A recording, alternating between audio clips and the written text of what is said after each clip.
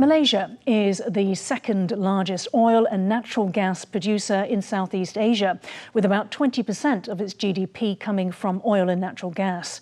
As the country's oil reserves have gradually been exhausted, it has moved into drilling further offshore, including the seas around Luconia Shoals. China has objected to this, claiming that Malaysia has drilled in Beijing's waters. Professor Hu, let me come to you first. So we don't often hear about, any sort of these tensions between Malaysia and China. How long do you think, though, that there has been this state of play between the two countries? Well, I think for at least since 2013, so that is when we begin to see that the China Coast Guard has not been established yet, but they were the Coast Guards under the Ocean Administration Council at the time. So they were found to be accompanying the Chinese fishing vessels entering into Malaysian waters.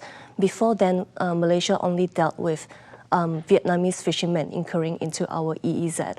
So it was, I think, around since then, 2013 to 16 especially. So this was when the conflict between Malaysia and China over the South China Sea become more apparent. Yeah, and you mentioned Vietnam there. How would you say was the difference between the Vietnam's protests, let's call it like that, and the protests from China? So I think for Malaysia and Vietnam, we are still actively managing the ongoing dispute between us because it involves the common fishing ground. As for China, I think the protest is more about, for example, at the beginning, when you raised that there are protests against Malaysia's oil and gas activities in our EEZ. Okay. Ronan, since 2013, so that is quite a long time. Do you think most people would be surprised about that length of time, given that we don't hear that much about it? Yeah, I think people will be surprised because the general assumption is that when it comes to China and the Philippines and China and Vietnam, these countries are more vocal in terms of asserting their territorial claims against China. Whereas for Malaysia, basically it normally takes a somewhat more low-key approach. That's the reason why it's received less media attention. So that is somewhat surprising. Okay. Now on that point, when asked in September about Beijing's request to stop Malaysian drilling, Prime Minister Anwar Ibrahim said that he would not stop exploration with the country's own EEZ, but had no intention of provoking China. He said, of course, we will have to operate in our waters and secure economic advantage, including drilling for oil in our territory. And that was in a televised press conference while visiting Russia. Professor Hu, so those two statements, can they exist together? We will carry on drilling, but we will not provoke China. Oh yes, of course. It makes perfect sense for Malaysia. This has been the way what we call a kind of a hedging strategy. So we don't officially acknowledge there is a dispute with China. However, we do believe that we have the right to conduct economic activities within our EEZ. So I don't find contradictions. Where Beijing will be provoked because Beijing says that they're not your waters. Oh, well, but we regard that as part of our EEZ, our Malaysian Maritime Zone, so. Okay, maybe I'll get Ronan's take on that. Do you think that these two statements can exist together when it comes to Beijing? Yeah, so in theory, yes. In practical sense, very hard to achieve. And that's the reason why even if you employ, for example, open dialogue, diplomacy under the table, or even public diplomacy, the fact that you're trying to assert your territorial claim can be seen as a provocation in the eyes of Beijing, right? So that's the reason why, in theory, these two can coexist, but in practice, it's very hard to achieve. So two factors basically we have to take into account. Number one is the level of China's assertiveness. So once it reached to the extent that even the Malaysian civil society not, tolerate, that's gonna, exert some pressure on the decision making. Number two is the U.S. factor that cannot go unnoticed. Yeah.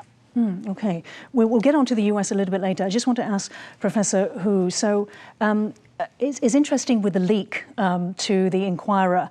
Otherwise, this letter would not have been published, and I understand that there's a police investigation underway right now to try to find out how this happened. They always want to basically have public displays of friendly relations, just as you mentioned, and to deal with any sort of disputes or differences quietly and privately. So what do you think the impact has been on Malay-China ties? So it is very normal for the protest letter to be issued to the embassy in Beijing. So I believe what has not been publicized is our reply to that letter. So this has been a regular exchanges between Malaysia and China. So the languages used is not surprising.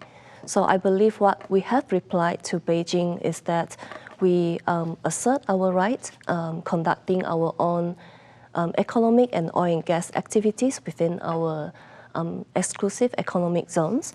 However, we do open for dialogues and also exchange of opinions with China about these issues. So how common is this? You said that this is quite common. Yeah, for anyone who did archival research, you would know that such exchange of notes is very frequent. So Beijing constantly asks Malaysia to stop drilling in its own EEZ? Well, over news statement and private diplomatic note like this, so it's very common for us to reassert our claim again and again and again. So but my question was, is it common for Beijing to ask you to stop drilling? To stop, I think, yeah, it really depends on because the most recent notes will not be open for public to view. So what we have is the past records. And in the past records, we can tell that such protest is very normal and it should not be sensationalized like it is has happened now. Okay. Ronan, what's your view? Is it being sensationalized? Yeah, so I want to say that is a very difficult question to answer, but I would like to highlight like actually the leak basically to what we oftentimes call the hand tying effect. Basically, the leak will tie Anwar's hand to the extent that he will have to say something or do something or to appease the possible domestic opposition from the Chinese pressure. If compared to the instances where everything was happening under the table, actually the Prime Minister can do nothing, just engaging in some private, sending some private ambassador to Beijing so that they can talk over some disputed issues. But now, everything is coming in front of the public, and what administration has to do something so that they won't antagonize the domestic society.